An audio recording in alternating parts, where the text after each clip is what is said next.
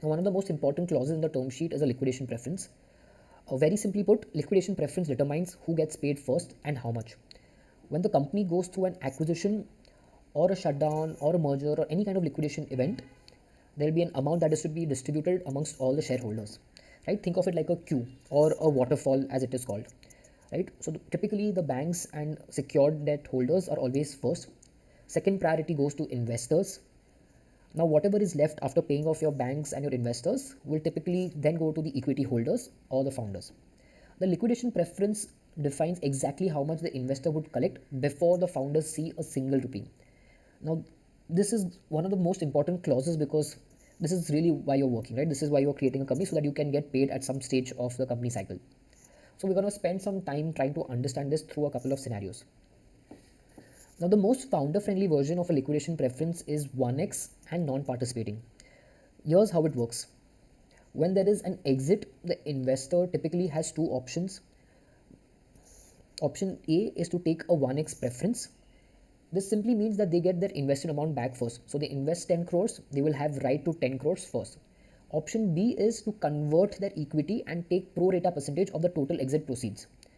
Now they have a choice to pick either option A or option B, and they would typically pick whichever is higher. And this is critical because they cannot pick both, they can only choose one. So in a smaller exit, let's say 15 crores, the investor who put in 10 crores would typically choose option A and take the preference and get back their 10 crores immediately.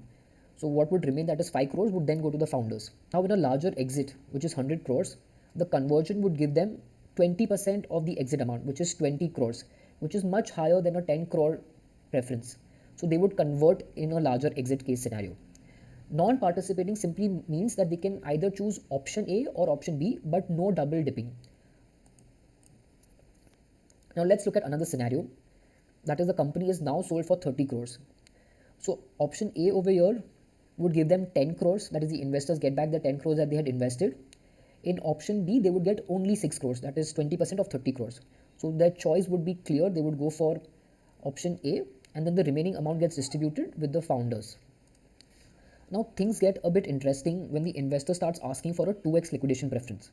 So let's look at the same deal and the same exit, right? 10 crores invested, 20% stake, the exit value is 30 crores. So in a 2x case scenario, the investor would get 20 crores and the founders would be left only with 10 crores, unlike 1x. Now think about the exit being a large exit, or let's say 100 crores.